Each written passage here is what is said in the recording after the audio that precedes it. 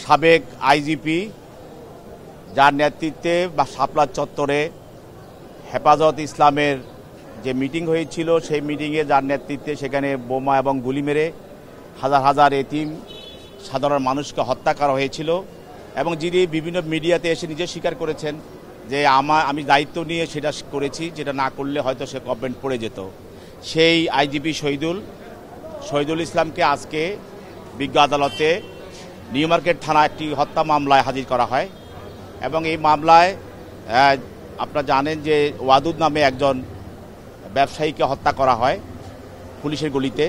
এই মামলায় প্রাথমিক তদন্তে শহীদুলের বিরুদ্ধে এই ঘটনার সঙ্গে হত্যার সঙ্গে জড়িত থাকার বিষয়টি তদন্ত কর্মকর্তা উদ্ঘাটন করেন এবং আরও অধিক তদন্তের জন্য তাকে রিমান্ডে চাওয়ার দরখাস্ত দেন এবং এই রিমান্ড দরখাস্ত দেওয়ার পরিপ্রেক্ষিতে বিজ্ঞ আদালত রিমান্ড 7 দিনের রিমান্ড মঞ্জুর করেন। আরেকটি মামলায় আপনারা জানেন যে এটা হাজারীবাগ থানা মামলা। এই মামলা একটি অপহরণ মামলা।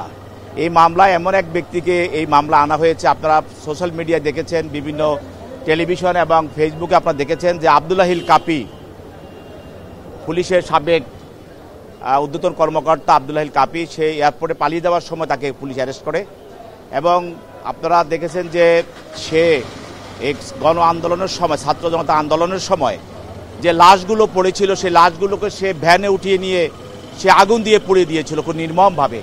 এই নির্মম নিষ্ঠুর ব্যক্তিটাকে আজকে আদালতে উপস্থাপিত করা হয় এবং এই মামলা, যে মামলাটা করা হয়েছে, এই মামলার অপহরণের সঙ্গে সে জড়িত। সেই জন্য তদন্তকারী কর্মকর্তা তার বিরুদ্ধে আরও তদন্তের জন্য এবং আরও জিজ্ঞাসাবাদ করার জন্য 10 দিনের রিমান্ড প্রার্থনা করেন। বিজ্ঞ আদালত উভয় পক্ষের শুনানি অন্তে 8 দিনের রিমান্ড মঞ্জুর করেন। আরেকটি মামলায় আপনারা জানেন যে আরেকজন ব্যক্তি তিনি হলেন যে আব্দুল্লাহ আল মামুন, সদ্য যিনি আইজিপি ছিলেন আব্দুল্লাহ আল মামুন, তাকে আরেকটি হত্যা মামলায়, এটা হলো মোহাম্মদপুর থানা একটা হত্যা মামলায় তাকে আদালতে আনা হয়।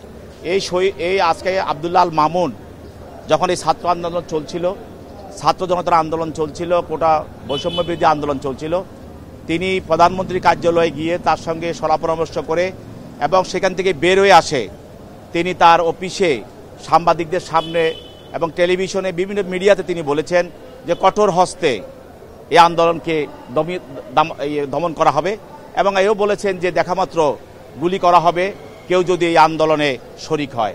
সেই ব্যক্তি, সে কুখ্যাত পুলিশের কলঙ্ক যে আইজিপি আব্দুল্লাহ আল মামুনকে একটি হত্যা মামলায়, মোহাম্মদপুর থানা হত্যা মামলায়, একজন বসিলা চৌরাস্তায় যে হত্যাটা হয়েছিল দোকানি আব্দুল সাইদ, তা এই হত্যা মামলায় তদন্তকারী কর্মকর্তা তাকে প্রাথমিকভাবে এই হত্যার সঙ্গে জড়িত থাকার কারণে তাকে গ্রেপ্তার করে অত্র আদালতে উপস্থিত করা হয় এবং আরও জিজ্ঞাসাবাদ করার জন্য 10 দিনের রিমান্ড প্রার্থনা করেন। বিজ্ঞ আদালত এই 3টি মামলায় এবং এই মামলায় শুনানি অন্তে তার বিরুদ্ধে 8 দিনের রিমান্ড মঞ্জুর করেন।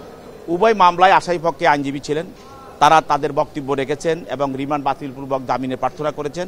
বিজ্ঞ আদালত উভয় পক্ষের বক্তব্য শোনার পরে আসামিদের বিরুদ্ধে রিমান্ড মঞ্জুর করেন। বেশি পাকা টমেটো আর সিক্রেট রেসিপির কম্বিনেশনে তৈরি প্রাণ সসের বস।